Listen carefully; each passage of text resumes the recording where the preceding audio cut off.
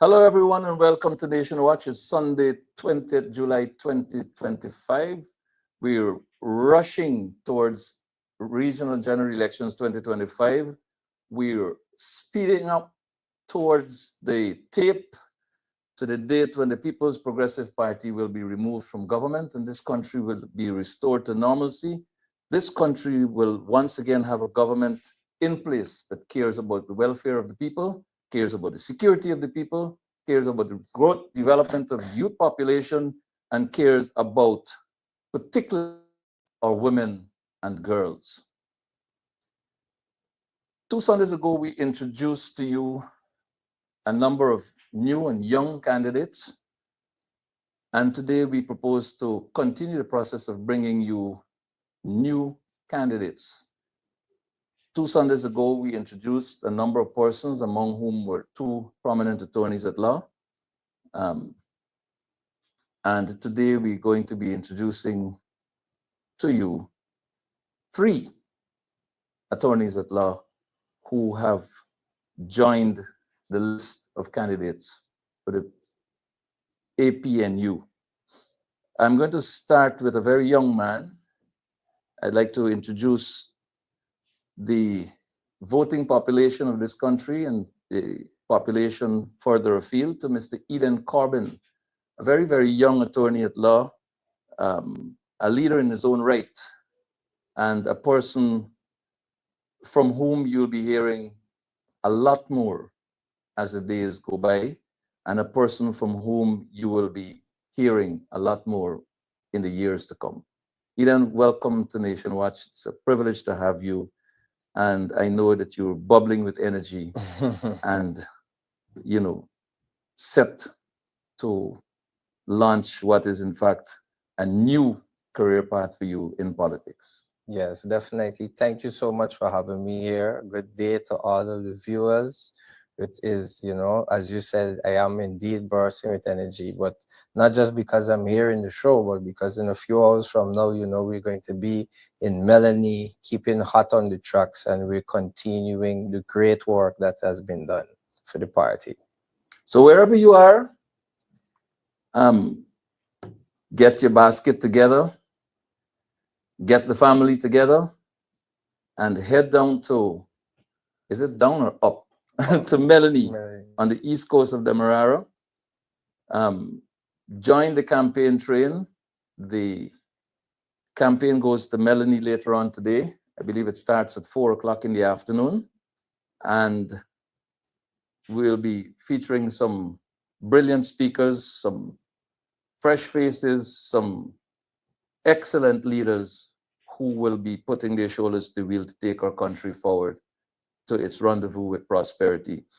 Eden, what pushed you in the direction of politics? What motivated you? What drives the energy that you possess?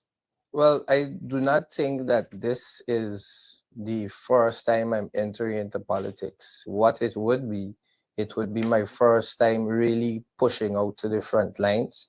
I've been actively involved with the PNCR from as far back as 2017, where I would have officially joined the membership, and I would have been working behind the scenes, and engaging in the youths and doing a wide array of things in relation to moving the country forward. My focus has always been on the youths like myself, because while I may have taken a more liking to things and matters of politics, I always see, my colleagues would not too much agree with it. And then there's the age-old saying that, politics is not for me. So I believe the opportunity was presented to myself by our comrade leader, Aubrey C. Norton. And while I may have been a bit unsure as to what I should do in relation to the offer that was made to me, it only took me a few hours of really thoughtful consideration to realize that, Eden, this has been something that you have been pushing for, and that is for more youths to be involved. And what better way to encourage them to become the same story, to show them that, hey, well, you know, if I could do it, you can do it too. And that is what has brought me to this point. And I mean, there's also the context of the rampant corruption, the nepotism, the mismanagement of resources, and the two Guyanas being claimed under a one Guyana umbrella. To me, it's like a no-brainer, you know. This is the time for something new and something fresh, and I'm more than willing and ready to get, you know, my hands in the dirt and get the work done. Tell me something about what you see happening to young people in this country that you would like to change, that you would like to work towards changing. I believe that there is a widespread lack of information. And that is not because the information is not available, it's because the youths are not taking it upon themselves to be more active participants in their legacy and in the matters that affect them. And I think that is one of the main things I see, especially in relation to youths. They don't think that politics has anything to do with them. Lots of them say, I mean, I had a conversation with a young lady the other day, and her reason for not wanting to vote was because she was of the opinion that there was no consequence for her not voting. And I think that is just a microcosm of a larger issue that we see. The youths are disenfranchised, they're demoralized, and they see politics as just this big thing with all the people going back and forth. And you know what? I don't even blame them, because what has been being perpetuated over the years is a poor perception of what politics truly is. Politics is really representative of the government institution or a particular party putting forward particular goals and aspirations and these things. But what they have seen is a system where there's a lot of infighting and there's this and there's that, and they're not really informed fully as to the full scope of what the political landscape means to their future. And I think that is one of the main things that I have been actively working in all of the communities, you know, even where I work, even where I live, to really get the youths to be more engaged and to ask more questions, to realize that, look, politics is not just a big people thing. Politics has all of us as a part of it. And if we want to be able to change Guyana, if we want to be able to see new things happening, we have to take the first step of engaging. The current regime seem not to recognize the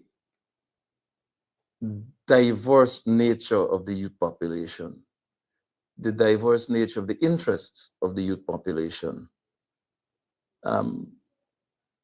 The question of rights, violation of rights of people, particularly young people.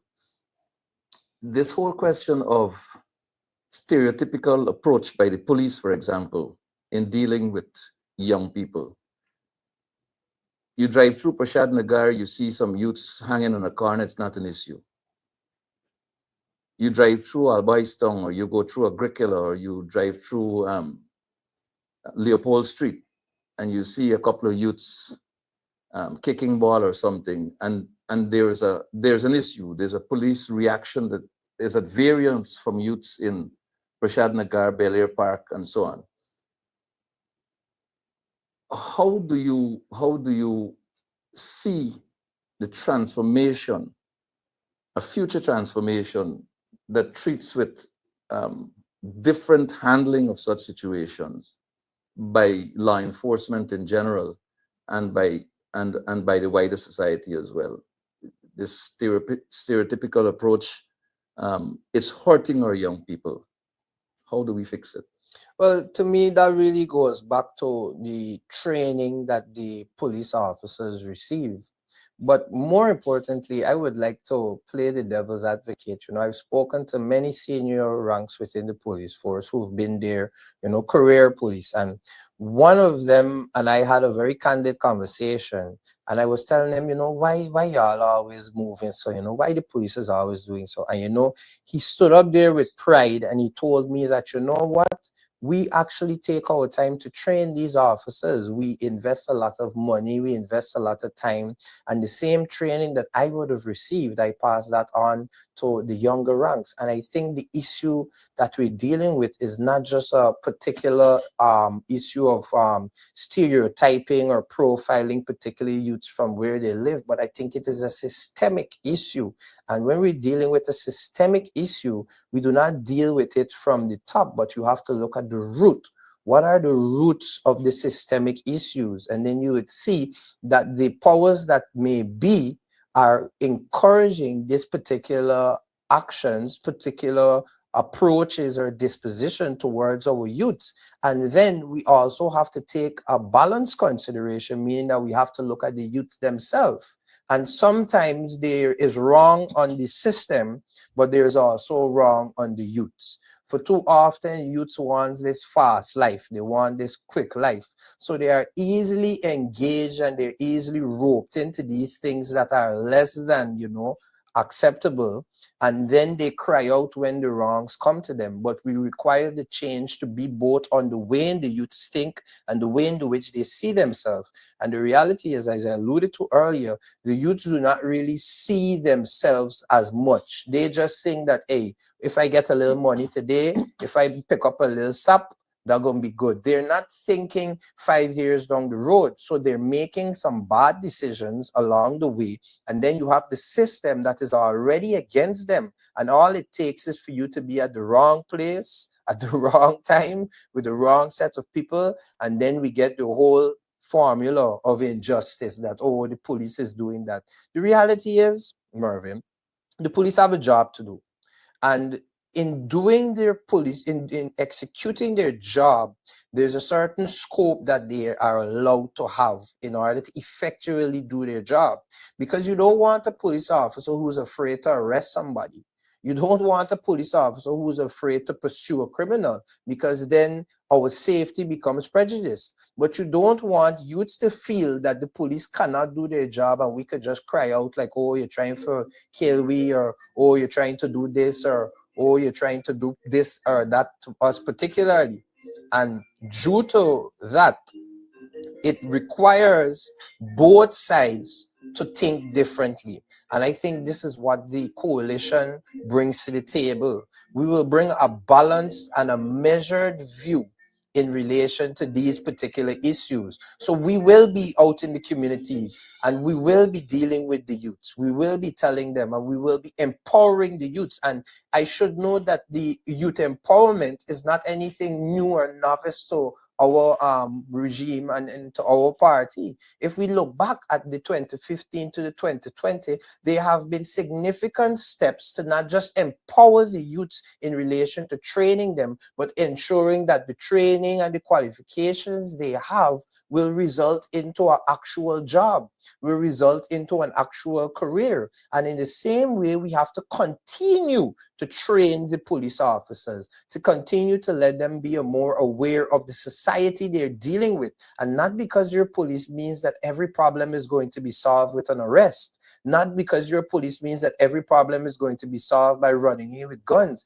But it requires both sides to take a different, or what I would say, a paradigm shift to be able to deal with the issues. Because if it is one thing that I've learned that is very easy, Mervyn, it is to criticize. That is the easiest thing we can do. We can sit all day and criticize. But when it comes to now taking active steps in moving away from the ills that we're all aware of, it does not happen by one side. It requires a balanced approach. Which brings me to the point that you made earlier. I want to go back to this. You talked about the root cause. Mm-hmm. And you place the root cause in the context of society itself and hinted that maybe the upbringing, familial situations might constitute part of the root. There's a flip side to that, and that is the top. Recruits to the Ghana Police Force are youths. Recruits to the Ghana Defense Force are youths. And they go into a system that is rotten at the top. And they emulate the badged and decorated seniors that they must work with. For example, one classic case comes to mind. An acting commissioner of police collects $8.5 million and puts it in a statement that he collected this money from a named businessman, and that money was supposed to have funded the marriage ceremony of another senior police officer. He went to the point of saying, look, we got some change, and I passed the money to the man, right? It is often said that fish rots from the head. So the root seems to be partially the top as well when it comes to law enforcement and how it impacts young people. Comment, please, if you will, on that. Well, you see, when it comes to those issues, the question that we need to ask ourselves is, why are these youths entering these organizations? And the question, or the answer to the question rather, to me is very simple. They don't see it as a duty, or they are not fully cognizant of what is really required by you by making yourself a commissioned officer in either the defense force, the police force, or the fire service. For them, they see it as a job that is more or less secure, and you know, I can do this, and I can go on the road, and I can make life hard for people, and I can look for raise of bread. You understand? I saw a podcast with a known Guyanese celebrity who was saying that a police pulled him over, and he was recounting a very, I would say, very well put statement for a police basically asking for a bribe. And this is what is attracting the youths into the force. They're not being attracted because they see that they could make a change. They're not going into the force because they actually want to contribute to the development and to the security and the sustainability of our country. They're doing it because it is a means to an end. You go into the police force, you get basic training. You are now more than qualified to go into the oil and gas sector with that particular training. You go into the army, you get your basic training. You can now move into private security, which has become very lucrative in the country at a point like this. So they see it as a stepping stone to better themselves. And we can see the clear results of that. So when you go into the system now and you see these ills, you are now further motivated to perpetuate that. So we're agreeing that part of the problem is at the root, and in the case of the Guyana Police Force, it's at the top. Correct. And even if we look at the top, remember now, you are only allowed to thrive as much as the persons beneath you accept it, whether we want to believe it or not, because the top brass of the police only represents what I would like to believe a small percentage of the overall view of what the police force contains. Yes, they're excellent servicemen and women in the Guyana Police Force. Correct. And while they may not be at the top, they are not going to speak out against the top. You know why? Because they want to reach to the top, and they don't want anybody to speak out. No, they don't want anybody to speak out to them. So they see the wrongs, they know the wrongs, and instead of telling themselves that, you know what, I'm going to vote to change it, they're going to say, I like it just so. So that when I am promoted now from a lance corporal and I probably move to a sergeant, or I move to an inspector or an ASP now, I want what those big boys got. And that is the system, because you see what we're forgetting is that the police force is one of the oldest organizations within this country. You understand me? And because of that, whatever we see being perpetuated for those senior officers that are senior now, at one point in their career, they had to be junior ranks, and they would have had to witness that. But now we should not cast the whole force as bad. No, definitely We agree that the issue is at the top.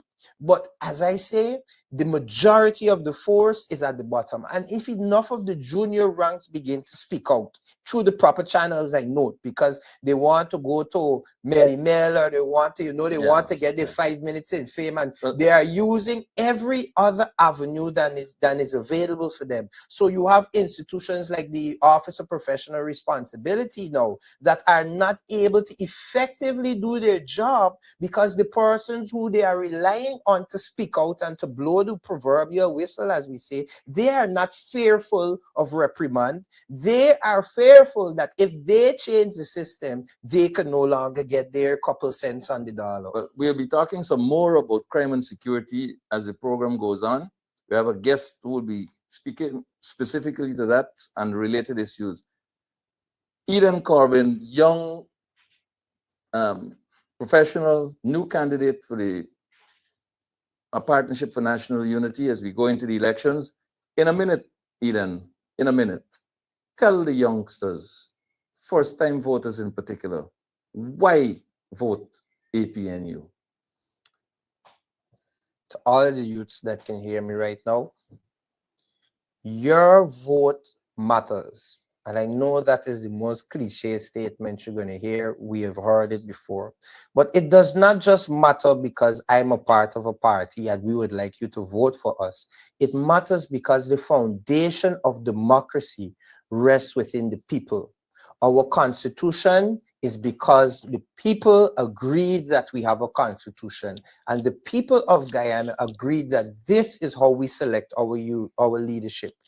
By you not voting, by you not participating, what you are doing, you are directly creating issues for our democracy, because the voting results will not reflect the population, it will reflect a certain few. And by not taking part in something that is democratically allowed, something that was fought for you, something that was put in place for you, you are now saying to the powers that may be, do whatever it is you want, I don't care. And we have seen how that goes. We have seen time after time when certain people get into power, more specifically the People's Progressive Party, all of the great promises they do are just a whole cloak for their promoting their own self-interest. If you want a change, if you want a better life, if you want more money, if you want to be able to look at your country and to be proud, if you want a system where it doesn't wait until the year of election or a few months for election to fix roads and to come and to visit you, you have to take an active step in your democracy, which meaning that you have to participate, which means that you have to now come to the various parties and the stakeholders and you have to ask questions. You have to demand of them accountability. And the first step in holding a government accountable is in exercising your democratic right. You have to go out and you have to vote. It is not something that we take lightly, because in other parts of the world, persons are not even able to vote. You have the freedom protected by your constitution to align yourself with any political party, to hold any belief that you want to have, and you need to execute that right, because it is not for the today, it is not for the tomorrow, it is not even for the next year, but it is for the 50 years from now. Take, for instance, if men like Burnham and Chedi never went and fought for that independence, we will not be enjoying a lot of the freedoms which we have today. Now, to them, they were not looking at the immediate, being able to be an independent country, but they were thinking about the Guyana in which we live today. And because of that, they participated. And you and I are no different. And every single vote counts. It does not just count, but it matters. And if we want the country to go forward, if we want to see our country progressing, if we want to see people-centered leadership, people-centered development, it requires you to come out and vote. Now, some might say, I don't know a party to vote for, I ain't sure. But the reality is you have to come out and you have to ask questions. You need to be in the face of those presenting themselves, just like myself. You see me around, you stop me and you say, look, why should I vote for your party? What is it you're going to do? And it is from that there, it will stem into the growth and the development for the country that we all want to see. Eden Corbin, attorney at law, candidate for the APNU in the general and regional elections 2025. Thank you, Eden, for joining us. Thank you for having me. And we'll be back in a minute with another guest. Thank you. So your vote counts. Your vote is valuable. And above all things, your vote is not a commodity to be traded. Your vote is not on the market. It is not for sale. You know, it is often said that a country gets a government that it deserves. Let the government that you elect be the one that will take Guyana forward, be the one that will offer our country a people-centered development approach, a people-centered set of policies that will redound to the benefit of every citizen of this country. Our next guest who will be coming up, let me tell you who's in the lineup here. Ms. Vanessa Thomas is an attorney at law, and she practices law both in Guyana and Trinidad, I'm told. We'll get that from her when she steps into the chair. And she is very, very passionate about our country, about the development of our country and the role that women have played and continue to play in that regard. And after Vanessa, we'll be having Dr. Paul Williams, a retired Deputy Commissioner of Police. And it's very interesting that Dr. Paul Williams was at the time the most senior police officer in our country when his junior was elevated to the position of acting commissioner of police. And those who control the reins of power decided that they were going to, that they were in fact going to wait it out until Dr. Williams attained the age of retirement. And then they moved to confirm him, his junior. They moved to confirm his junior as Commissioner of Police. So we'll be hearing from Dr. Paul Williams after we hear from Vanessa. And you may know that Dr. Paul Williams is also an attorney at law. So Guyana is in good hands. The future of our country is in good hands. The destiny of our children in excellent hands with the people that we have lined up as candidates who will be assuming leadership roles as we continue the process of nation building. I'm joined by Ms. Vanessa Thomas, attorney at law. Vanessa is a second generation PNC person. Her father, one of my mentors, my guru, the man to whom I go when information of a certain nature is required, when motivation is required. Mr. Jeffrey Thomas, he is a gentleman who served our country for 24 consecutive years as a minister of government before his retirement. So we're going to be joined now in this conversation by Vanessa. She has been practicing law now for more than 20 years, and with practices, like I said earlier, in Trinidad and Tobago as well as in Guyana. We'll hear that directly from her now. Vanessa, welcome to Nation Watch. It's an honor to have you here. I owe a lot of what I am to conversations with your father over the years, and I'm honored to have you on Nation Watch. Welcome, welcome, welcome. Thank you so much.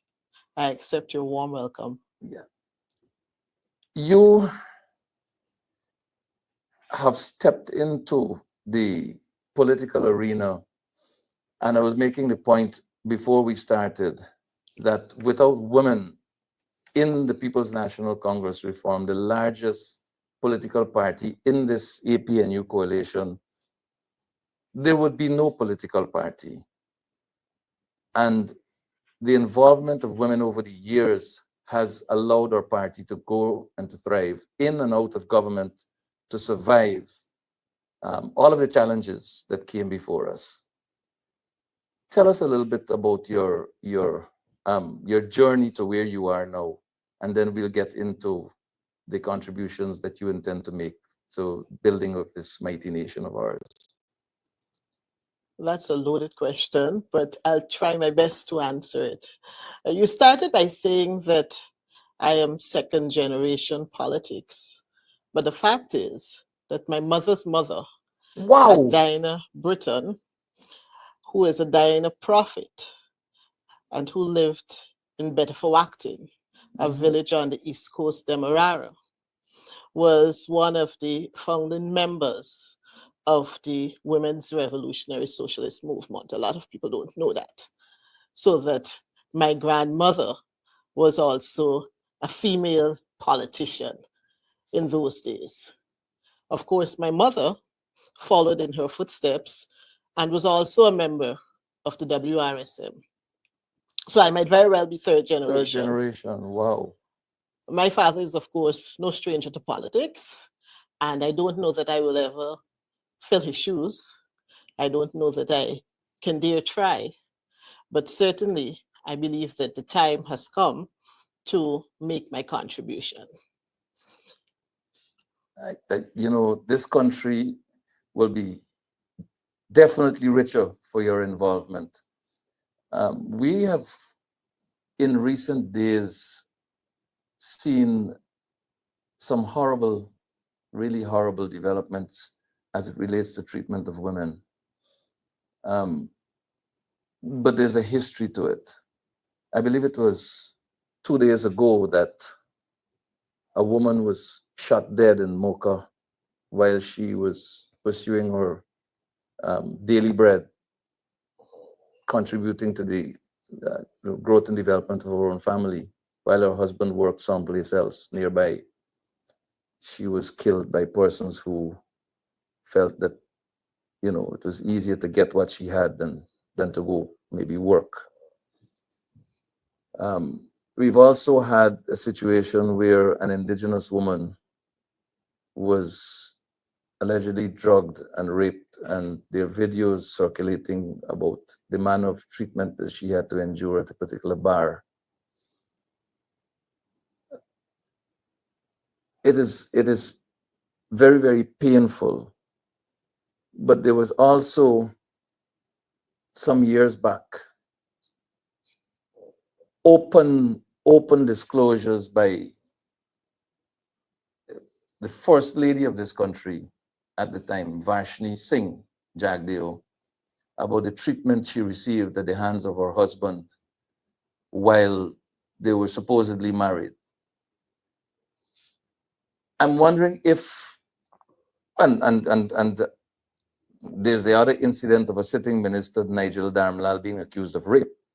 I'm wondering if what's happening in our society in this open manner, having regard to the treatment of women, maybe moves emboldened by the fact that others in high office were accused and suffered no consequences. How do we deal with that in a society such as ours? Well, I certainly hope that the depiction of violence is not the direction in which Guyanese are headed. I certainly hope not. I can tell you that violence against women must be met with zero tolerance as far as I am concerned. Apart from punitive sanctions, there must be corrective initiatives. I believe that a culture of empowerment should be pursued and ardently pursued so that our women will be educated and certainly not be victims of any form of violence whatsoever. How do we fix this?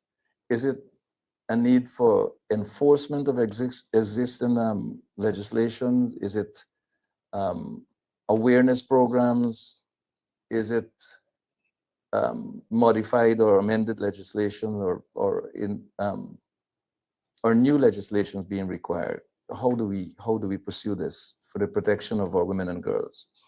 So laws certainly form a part of it, and laws are definitely helpful, but I believe that more can be done. Outside of the law, we can certainly look at institutionalizing certain cultural perspectives.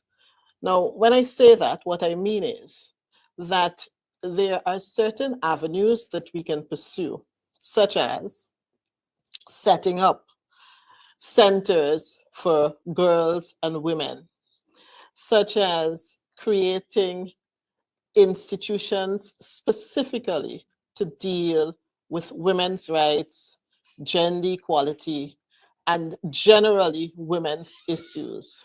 I believe that those institutions, both at a governmental and community level, will assist us in educating our women, but not just our women, also the men, uh, in relation to the rights of women and what is deserving in this day and age.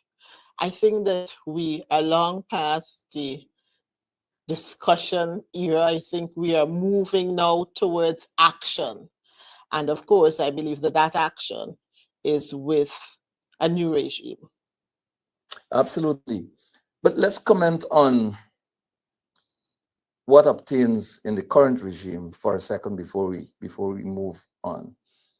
In the case of the Jagdeo situation I referred to earlier, where the First Lady at the time contended that she was locked out of the matrimonial bedroom, that she was forced to take baths at a neighbor's house instead of at the state house where she resided at the time and all that. When this happened, as in the case when Dharamlal was accused of, I think he was accused of rape. That matter came to an end with the intervention of the Director of Public Prosecution. But in both cases, you had in the parliament, in the National Assembly of the Parliament of this country, women's rights activists associated with the People's Progressive Party who were silent on these allegations, who were silent on these revelations, who took absolutely no action, and among them were ministers responsible for social protection at the time. But these are the same persons who will come out and condemn others for lesser infractions. You note, for example, that the Minister of Human Services, I think it's called, Vinjay Prasad, was silent on the Dharamlal issue. But in the issue with the indigenous woman a few days ago, moved to shut down the bar, got the police involved, the perpetrators, I think, or persons of interest as the case may be, may have already been apprehended. So there seems to be a different approach depending on who is alleged to have been involved in certain behavior. How do we deal with that at the societal level? Well, I can tell you that I am not certain that those women were in fact silent. I say this because I don't believe that any woman in the circumstances that they were put in would be silent. What I believe is that their voices may have been stifled, and so their Politically gagged. opinions, perhaps politically gagged, and so their opinions may not have mattered, or their opinions may not have been heard. But I don't know that those women would have been silent, particularly because they are women in leadership and they were empowered to lead. I know the stories of those women to some extent, and I do believe that they have sufficient experience, and I believe that they have sufficient knowledge, particularly given their academic pursuits, to do better and to say better.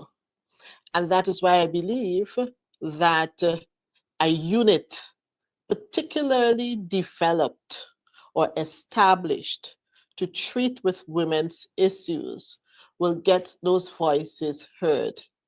And I believe that that is the way forward for us. So that I know that in the manifesto of a Partnership for National Unity, there is provision for a distinct entity, governmental entity, to treat with women's issues in a real way.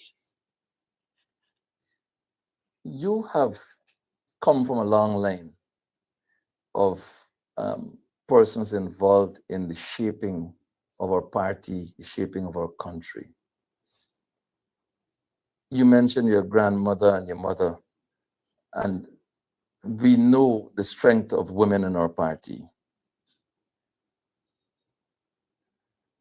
Going forward, what do you anticipate the involvement of women like yourself and many others who help to strengthen this party of ours will be or should be in this changing environment of ours as we go forward, as we try to build up this nation in government after September 1, 2025?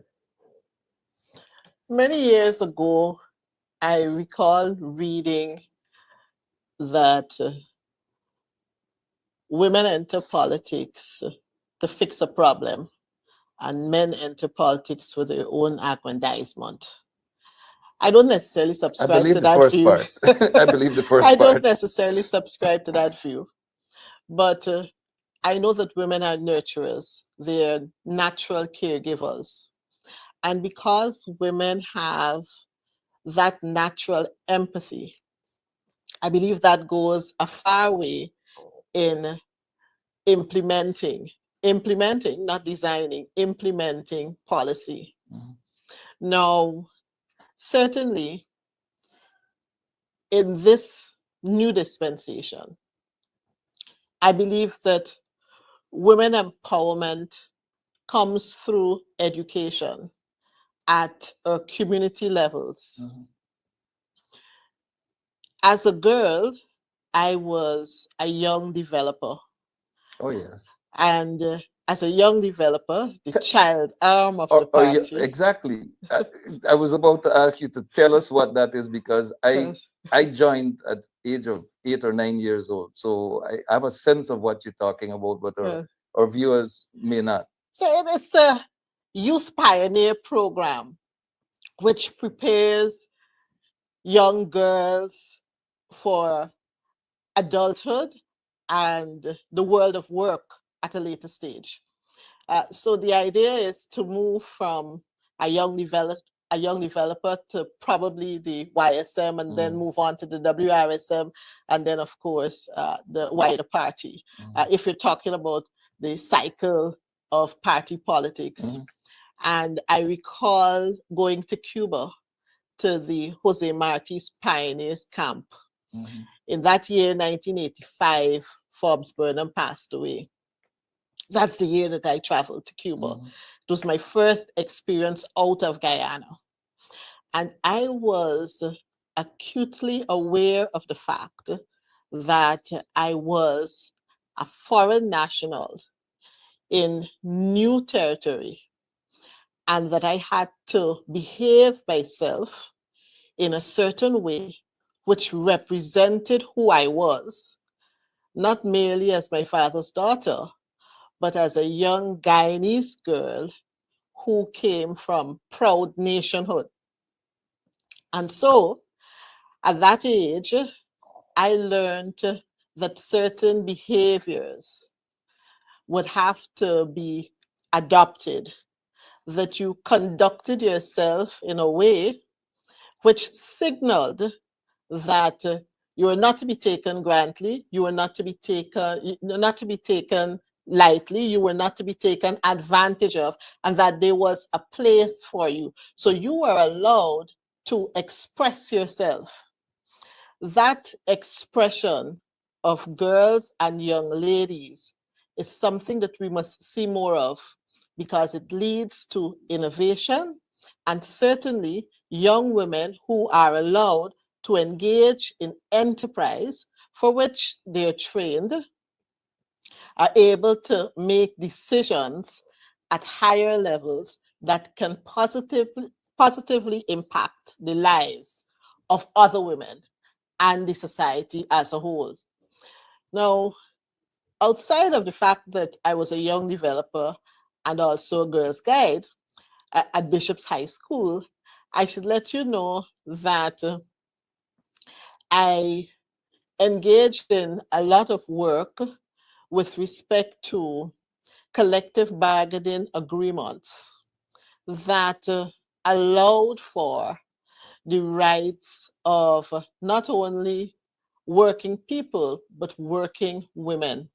You mentioned legislation, and certainly legislation is part of it, but there must be a social contract between government and women, which allows women to achieve their potential.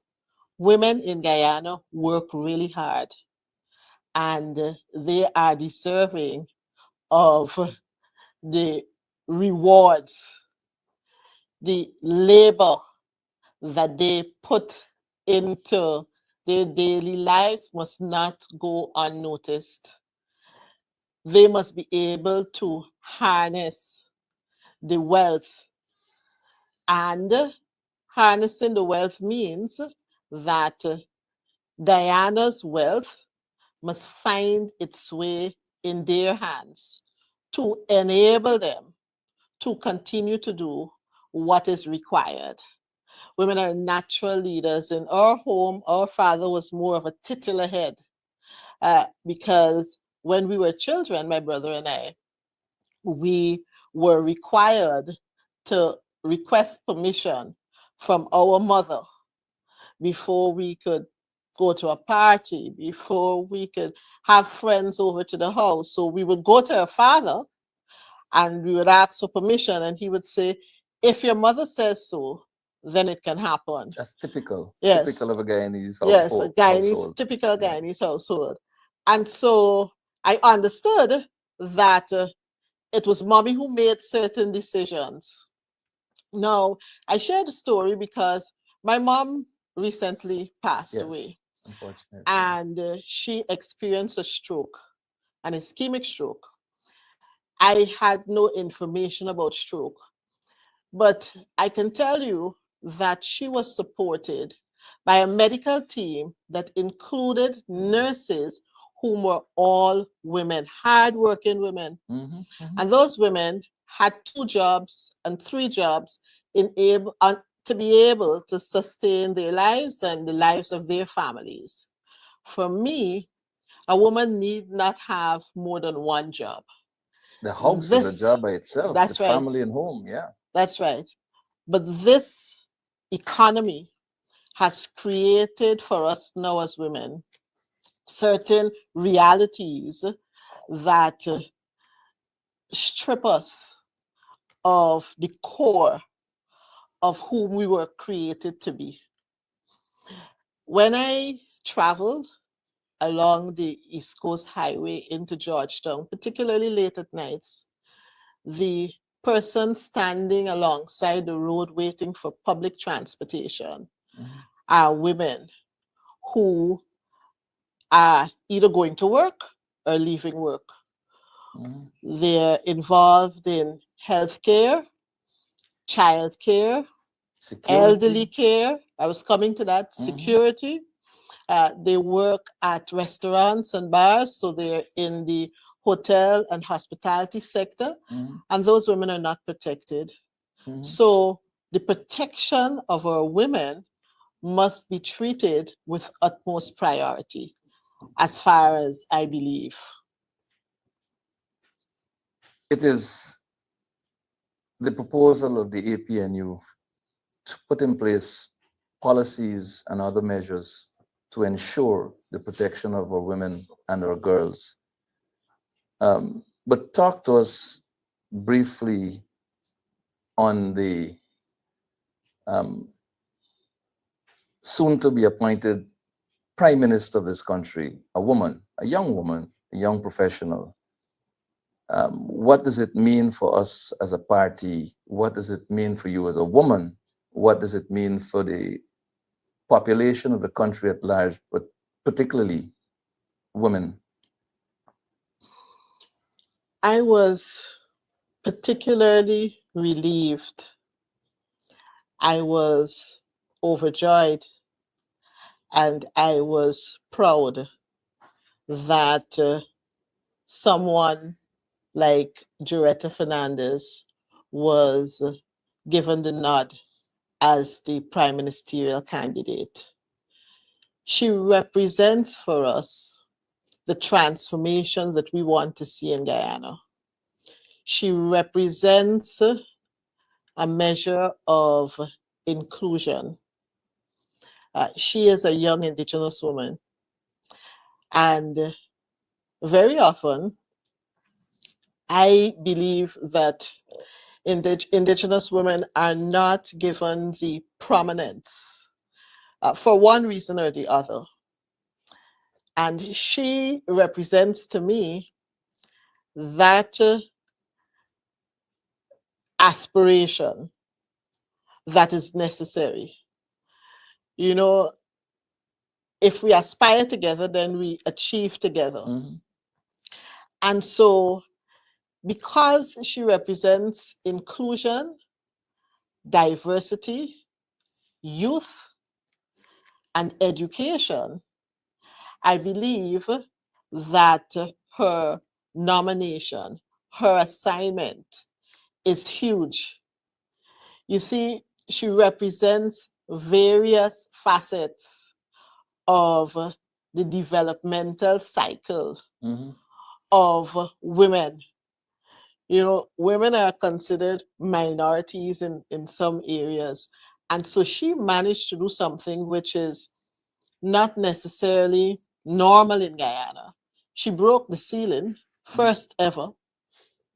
And in doing so, she has led the path for others to believe that they can do it as well. And for me, that is important because you must dream, you must hope. And for too long, we have ceased hope. We no longer wish for and long for. And that domination, her vision signals that you can dream again. It's a breath of fresh air. It really makes a difference that she's on the ticket and that she is at the helm of the ticket. I hope that her shoulders are broad because to whom much is given, much is required. And we look to her for guidance and we look to her for representation because women deserve better, of course. And I believe that she will help us on that path to better. Speak directly, Vanessa. Vanessa Thomas is an attorney at law with at least 22 years of experience. She's an educator. I would venture to say that she's a specialist in the area of behavioral sciences. And she is on the list of candidates for the APNU, another one of our brilliant candidates who will help to take this country forward. Talk to the voters in general, but more so specifically the women voters in this country. Why should they vote for the APNU come September 1, 2025?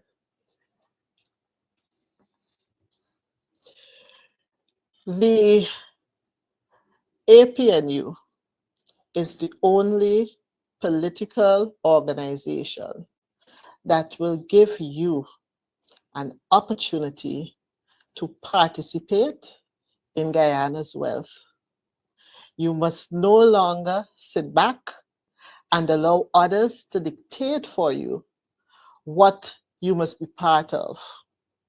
The APNU will put the oil money in your hands and not in the hands of a few persons for their own personal growth and their own personal development. For Guyana to grow, the PPPC must go. You are a woman, women lead, let's take the lead and let us get rid of the curse from this country. We have to do better as women. Our families depend on it. The lives of our young men depend on it. The lives of our husbands depend on it. The lives of our community depend on it. The lives of Guyana depend on the vote of the Guyanese woman. Go and vote for APNU. It is the only choice that makes sense, and it is the only right choice. Go and look at the food prices. Let us start there. We speak about healthcare. We speak about big hospitals and tall buildings. But what do we pay for food? How are we going to feed our families? That is what we do as women. That's what we're expected to do. And the only way to do that and to nourish our families is to vote for a partnership for national unity. And restore the stability of our country, security of our citizens, the protection of our women and girls, the management, proper management, accountable management of the oil resources and other assets of our country. If I may add my 2 bits. Absolutely. Vanessa Thomas, thank you very, very much for joining us here on Nation Watch and for sharing your perspectives as a woman, as a professional, as a candidate, as a leader of this country going forward. Thank you very much. Thank you. We will continue our conversation, but may I remind you that you need to get up to Melanie as soon as you finish with this program, walk with your picnic basket, walk with the entire family, walk with your noisemakers, and head up to Melanie and join the rally for a better Guyana. Join the rally for the people-centered development of our country. Join the rally for the election of the APNU to the government of Guyana. We will now be joined by Dr. Paul Williams. Dr. Williams is a gentleman who has served his country very well, who has dedicated more than 30 years of service to the Guyana Police Force. He retired at the rank of Deputy Commissioner of Police, and as I said earlier, was the most senior person in the Guyana Police Force at the time when his junior was appointed to perform the functions of Commissioner of Police. An unfortunate development from which Guyana still suffers. Dr. Paul Williams, welcome to Nation Watch. It's your first time here. It's not going to be anywhere close to the last. You are back home. You are now an attorney at law, and you are a candidate, a new candidate for the APNU in these elections. Welcome to Nation Watch. How does it feel to be all of those things packed into one? Well, good morning, Mervyn, and to you, all our viewers, our followers, and those who we're looking forward to come strongly on board with the APNU. It's a pleasure being here. I want to say that I feel proud as a patriot. And I use that word patriot because for the journey I came and where I'm still standing. And I want our youths and other Guyanese to understand the sense of feelings and commitment of being a patriot. And once they understand what is patriotism, there is nothing gonna ever waver their mind or bring this type of contradiction or a type of feelings in terms of where to vote. The APNU has made the policy clear as it relates to what they intend to do as coming September 1st after the election and being elected into office. And I think once they've sat down, look at those policies and see what is there to offer in terms of empowering our youths and to take this generation forward, I think there's no question anymore about that. You, how many years was it? 35 years in the police force? Was it? 38 years. 38 years. 38 years. I am undervaluing yes, your a lot of service. I things. apologize. I joined the police force as an apprentice. Mm. Then I was sent to national service. So I trained in national service. Also, prior to going to the police force, I was a postman. Mm. And also, I spent, after work study, I spent a year in the Guyana Defense Force working at Air Corps. That is where I did my work study program. And then I stayed on. And then from there, I moved into the post office and then to police. Why I didn't stay under the GDF? Because I was scared, I was afraid in terms of when those guys were passing through the airport, you know, joining the aircraft to go to Takam and those places. And when I heard some of the stories that they were talking in terms of the ghosts and the zombies that would happen to you, and that what got me scared. So I ran from there, go to the post office, but then I still had the calling that I wanted to be a part of the police force. And then I went to the police. And then when I joined the police, I had to go to national service. So I ran from the coffin and put up with the jungle, as it says. You know? Well, I think that 38 years of national service in law enforcement is a remarkable contribution to the life of a country. Thank you so very much for your service on behalf of all Guyanese. I know that the Guyana Police Force is not what it used to be. How did we get to where we are with the police force being weaponized against political opponents, with the whole business of political reach into the police force to accomplish what the regime believes to be necessary? How did we get there? I remember the story of Paul Slow saying to a Minister of Home Affairs, I take my instructions from the Commissioner of Police and not from the political directorate. And he paid a price for that.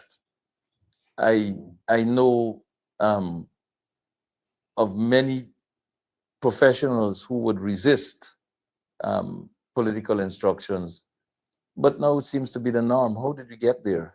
I can give you a brief history. In 87, when I came out into the actual world of policing, okay? Yeah. In my training, there was a lot. And in terms of, it was always there for you to understand what is the purpose, what's the mission and the objective of the force. Mm. And always, your commitment and dedication stands within the law. Yeah. The Police Act 1601. And then follow from that, you have the standing orders, which we call the Police Bible. Mm. And then we had Insta-B Duty, which was a pocketbook that you had on you, which summarized everything as it relates to the law, as it relates to the standing order, and it relates to what you're required to do as a policeman, on or off the beat. Mm. There was very high level of supervision. Despite those supervisors weren't university graduates, but there were people who committed to their job, who understand what they had to do. Mm. People you could have looked up to, people who could have guided you and take you to the right path. But one of the things there that discipline was paramount, discipline were very strict in terms of your appearance, in terms of your conduct, how you approach your work, and how you're able to deal with members of the public. And those are things that are the hallmarks of a good policeman. And they stay with us all the time, coming through. And that's what kept me in line. Okay? But then suddenly you've seen a change gradually come. And now at this level, I can honestly make that assessment. Okay? Because as of 92, when the government changed, okay, and the PPP comes into office, there were a lot of things way back then started to change. First thing, they removed national service. Mhm. And national service was there in order to assist and to help our young people, for those who may not have really truly made the marks in terms of secondary school student who would not have done well. Even persons who, despite they may have had qualifications, but they went rogue. Mhm. Okay, you were able to harness them. Because remember, as a juvenile, okay, there's no way that a conviction then would have hold against you when you become an adult. Mhm. Because the law stipulates that. So national service went away by the wayside, and that was something was very good. I've also seen in terms of in the community high schools, they were fully equipped in terms of skills Mhm. because they had a skill workshop for machinery, carpentry, joinery, masonry, home economics, all those things. Because despite I never went to community high school, but there was a community high school right in my village, Bedford, Acton, where I came from. Mhm. A lot of my relatives and grow much and so on, they came from community high school background. Yeah, there So I was heavy. regularly visited them and see how they operate. And even when school closed, those guys were sent out to work study. They were even working with professionals in the skills, Mhm. and they were able now to build the capacity. So now what you find, that definitely there is nothing more for them to do because all those community high school has gone to secondary. Mhm. And the community high school was to deal with the community. And to because it's deal with the technical and vocational type right. education, And focus on agriculture. those things gone. Yeah. So now you find that we have a lot of persons out there who doesn't really truly find themselves in good standing. Now, in the force of itself, over a period of time, as I'm seeing in terms of the decay, most of it really comes now in the latter part in my career. I know for sure, yes, there were other challenges, just like what we heard about Mr. Slow and Mr. Conway with their program, which is very wonderful. Mhm. They will give a lot of background in relation to what happened. And those guys made a lot of contribution in terms of showing how the system has decayed. Yeah, well, Conway was training Right. officer for 13 straight years, I believe, at And one I time. work under him. Yeah. Right. And I work under you him. succeeded him as Yes, well. I work under him. I succeeded him. And all those officers, I can say, we have learned a lot from. A lot from.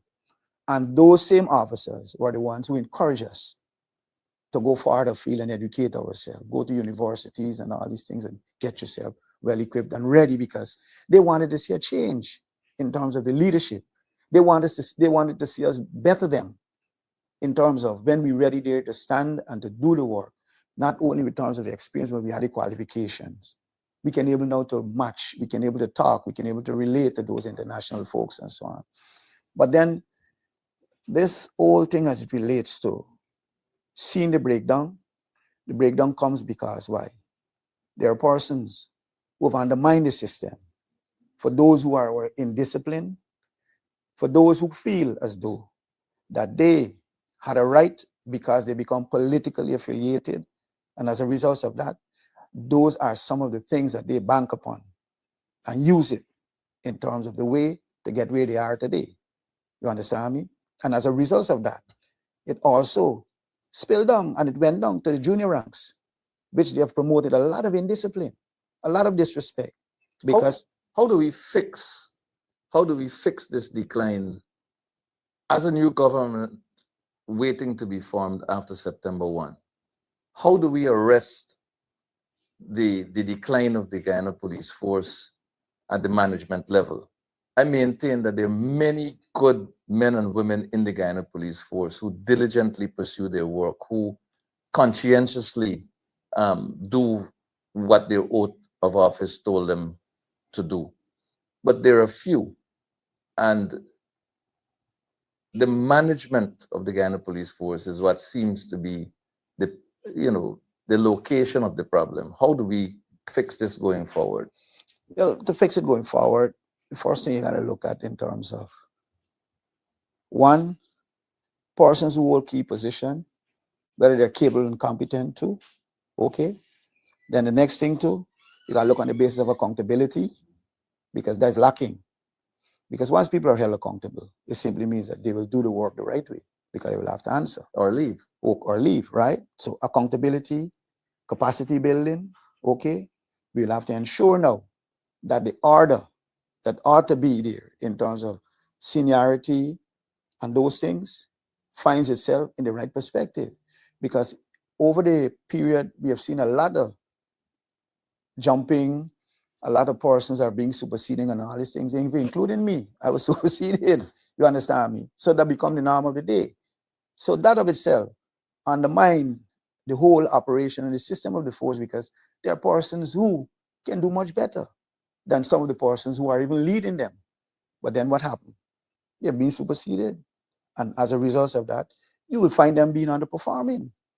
I have seen a lot of ranks who we have spent a lot of money on training, both locally and overseas. Let me bring you to this. They had the Caribbean Basin Security Initiative, Yep. which was done by the US. Okay. We have the Justice Education Society by Canada. Okay. Then we also have the TEG, with the Emergence Group out of Washington. And then those other programs that were even done during the same PPP administration. You had the Citizen Strengthening Security Program, and you have the Citizen Security Program. And those programs give birth to some intense survey and investigation and all those things that we look at in modernizing the force. Okay, you have the Capita Simmons report, right? Which is very, very important. Very important, very intense. Those things now, even we had Russell Combe and those type of engagement roll out a lot of programs. We have manuals and modules there covering over like about 40 something programs are there about. And those things are being thrown away aside. I've seen now that they're talking about new programs and new this and new that. We have established a great relationship with the University of Guyana, because I was actually the point man who was dealing with the University of Guyana, where we had programs designed by Dr. Corton, Professor Bishop, Calvin Eversley, you name them, all those guys. And there were programs that really designed for the Guyana Police Force, taking into consideration the context, the locality, the culture, and everything. Those things, I don't know what is happening now. So you don't need to reinvent the wheel if you want to improve the functioning and management of the Guyana Police Force. It's already there. Well, that is one of the things that I know. If it can work, why break it? Okay? And there's a lot of programs there that I feel to myself has not been utilized, has not been disseminated, and those that we would have really truly worked on and established and set a good foundation pillar, it has all been dismantled. I've seen ranks, let me give you an example. There are ranks who've trained well in crime scene management, investigative techniques, and all those things. And those ranks are walking the streets doing beat duty. Yeah, you remember Michelle, right? I often refer to her. I think she was a sergeant at the time, and she was trained in the area of domestic violence, and she was trained in the area of human trafficking. And the Guyana Police Force promoted her to inspector and put her in the traffic department. I mean, how can you have a successful management structure, successful execution of your policies when you misplace your assets? There seems to be a very, very serious problem with management there. Well, based upon the feedback and information, the present administration, and I wouldn't blame everybody, they know themselves. A lot of them are dealing with personality rather than purpose, because there are lots of ranks there who they know capable of doing the job. Justice Education Society has built a storeroom in terms of where they have proper storage, management, and movement of exhibits. And there was a rank who trained to do that, okay? Who trained to do that, and also has the capability to train other ranks to do that. I learned that that rank now is at the abattoir, sitting down, looking and examining in terms of the slaughtering of animals and so on. I've seen another rank who we have sent to train in the US, right, as a dog handler, because we have purchased 3 dogs under my time, sitting as Deputy Commissioner Administration. We purchased 3 dogs. And those persons who we had to send, we had to ensure that those persons went and have a discussion with the family, because the trainers told us that these persons who we send, they must be ready to tie and to cling that bond to these dogs like their children, like their family, because they will have to visit them regularly and so on. We went, those ranks discussed with the family and everything, and it was understood. They came back with a commitment and we sent them. I came back home from law school and I saw one of the young men working taxi. So therefore, if he's working taxi, the dog left at the peril now. Is he To still a member of the underperform. force? He's not a member of the force anymore. The dog is left there to underperform. So when it comes to certain situation and crime scene and those things, I'm of the view they're only just saying that they're going to send dogs and these things, but they don't have the handlers to take the dogs. Let's talk about safety. We've had situations within recent times. We've had a man executed in his bed by a rank from the SWAT unit who was recently been sentenced to some time in prison. We've had Quindon Bacchus, who was shot and killed when it was alleged that he was taking shots at the police, and an analysis of the weapon proved that it could not have been fired. It was defective. We've had situations with the Henry boys who were murdered, and then Harish Singh was murdered after in the same general geographic area. We heard about the involvement of the regional security system in those, or service or whatever it is, in those investigations. Then we had the murder of this young man in Linden, who police say in their statement that ranks were deployed fully attired in police issue uniforms and in marked vehicle and all sorts of things. And when you saw the video, you saw a dark colored vehicle with tint and policeman in a black pair of trousers and a white t-shirt. You know, all these misinformation and misleading stuff going out there. And then in the demonstrations, a young man leaving his work in Georgetown to go home was shot and killed. Another one shot in the eye. All these things are happening out there. And there seem not to be accountability for the operations of the Guyana Police Force in these matters. And then on the other hand, you have violent crimes. Most recently, a couple of days ago, a woman shot and killed in Mocha while plying her trade. And before that, a young man shot and killed in Agricola, allegedly gang-related. All of these things are happening. And it's impacting on the psyche of the citizens of this country. Yet we have a commissioner of police who says crime has reduced by a whole bunch of statistics he's producing, that crime has reduced. When we understand that not all criminal activity is reported. I understand that there are about 4 categories of crime that are reported and the others go unreported. How do we create a safer environment for our citizens, whether it be in our homes, places of business, or on the streets or whatever? How do we create that? And how quickly can we create that as after assuming office following elections on September 1? Now, as it relates to policing goes hand in gloves with the will, the commitment, and the support of the society you serve. There's no way they can be disengaged. And if there's a disengagement between the police and the community, their job will always be difficult. And the thing is that people want to see police being honest. People want to see police being proactive. I've served the Guyana Police Force throughout the length and breadth of this country, and in the capacity of commander, and even in the capacity of crime chief. And you will sit on your phone, people will get your number, people will call you, people will give you information.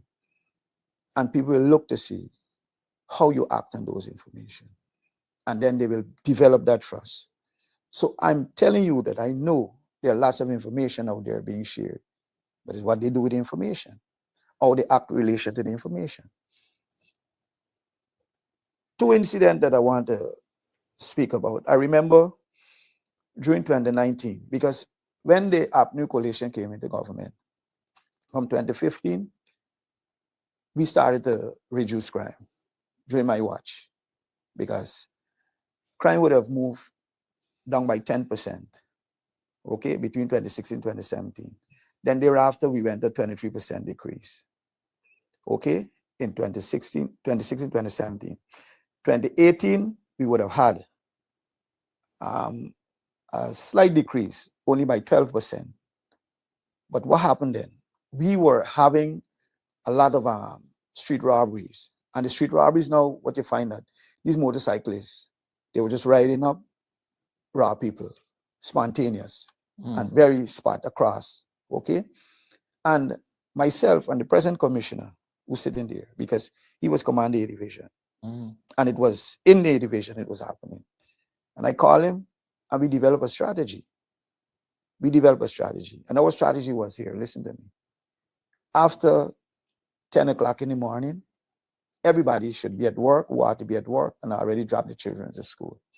So for those persons who we see linemen and gathering up and so on and things, let us approach them, challenge them, and find out what they're doing and check out the documents of their bike to see the legitimacy of them and so on. And that of itself helped to bring a reduction of those guys on the street. So they had the opportunity to move freely and at their own peril and these things and so on. And we were able to reduce crime. Okay. We were able to bring a totally halt to piracy. Oh, yes. We're Oh, almost yes. about, in 2018, where we had almost about 15 persons who would have lost their life. 20 of them on 4 boats and almost 15 persons. Some bodies were found, some up to now, okay? And we were able to bring a dent to that. From since then to now, there have never been Zero piracy. Zero piracy. So it's about how you committed and your passion to do your work with the information being given. So you see us being able in the reassumption of government to effectively make our country safer again for its citizens. It is possible. It is possible. From traffic to crime. Also, what we have to do, we have to now increase the offenses within our Uniform Crime Index, which they call serious crime. Because if you only said that you're looking at rape, murder, robberies, okay, those are the things that what you're going to be focusing on and what happened to the others, okay? And little crimes turn out to be big crimes, because look like yesterday incident, even if those men went with the intention just to rob and go, but it turned out to robbery, murder, okay? And once you have ranks who realize and know that definitely in the giving their best, they're going to be rewarded in terms of promotion, recognition, and those things, they're going to work. Yeah, well, one of the alarming things for me, actually, as we wrap up, is the fact that narcotics related offenses are not listed in those statistics. And you've had a surge in those within recent times. I believe you had some discipline services members intercepted and apprehended for possession. In fact, you had a senior superintendent who was sanctioned by the United States authorities for involvement in drug trafficking, to the extent of 4.5 tons of cocaine being passed through the region under his command at the time. And according to the reports from the US in their sanctions, he was perceived as being complicit. So those are not reported, but are those not really serious crimes? And are we prepared to tackle them going forward after September 1, as you did while the coalition was in government? I remember the police and army, I believe, seized 2 or 3 aircrafts engaged in unlawful activities in our country during that period. Intense patrolling, heavy intelligence gathering, and so on. Are we likely to see a return to that as we seek to make our country a safer place for its citizens? Yes, we will, because there are a lot of ranks there who are still prepared and willing to work and to give their best. But the thing is that they're not in the position where they're capable of using and applying their expertise. Also, facts are stubborn things. Mr. Slow always said that it is true. The facts are there. And if the authority or who ought to ensure that ranks are being disciplined or stern actions or accountability ought to be made, and that is not happening, it is the same, it's going to trickle down all the way to the lower ranks, because when they look at the head and see what you're doing, and you're not being sanctioned, you're not being disciplined, you're not being sent home, or you're not being, they're going to tell themselves, well, we can do the same thing. And we don't have to come to or answer to nobody. Fish rots Okay. from the head. So even with the performance of our ranks on the road, you see the big confrontation in terms of fighting with the public and all these things. We never had it in our time because ranks were being taught. They know what type of offense they have to get confrontational with. They know what offense they have to arrest for. They know what offense they can summons and all these things. But then it seems as though there is nothing being told properly. They don't even know the distinction. You understand me? It's So that's evident it. that they do not know the Even- approach to arrest either. So, but Even I heard that it was even mentioned that the police force will be equipped should the government go back into power with more IT and all these things and so on. But then I know for sure from the beginning of my career, okay, forensic capability was there, fingerprinting, photography, okay, and all those things. Those were essential and elementary aspect leading up to the more sophisticated aspect of forensic and so on. But then none of that is being used. I haven't seen anything like that applied at this Adriana Young crime scene. Okay? a big issue. Ladies and gentlemen, Dr. Paul Williams, attorney at law, retired Deputy Commissioner of Police, sharing with us his perspective with respect to how we are going to make our society a safer place for all citizens, and I dare add, particularly women and girls. This brings us to the end of our program of Nation Watch today. We have presented to you 3 candidates who have made their case for you to vote for the APNU, and I urge you to recognize the symbol of a party, the palm. It is the palm that is going to free us from political victimization at the level of the police. It is the palm that is going to ensure that our human rights, basic human rights, constitutional rights are respected, that our indigenous communities will no longer suffer from political victimization and political manipulation. It is the palm that would ensure that the ethnic and political discrimination in the award of contracts and educational and other opportunities will come to an end. It is the palm that will ensure that the oil resources reach your pocket, reach your tables, reach your pots. It is the palm that will guarantee you a safer society. It is the palm that will guarantee you economic upliftment. It is the palm that will guarantee a reduction in the cost of living and in the empowerment of our young people going forward. It is the palm that will liberate this country and take us to a rendezvous with prosperity. Because for Guyana to grow, the PPP must go. Until we meet again, God bless. Hope to see you at the rally this afternoon at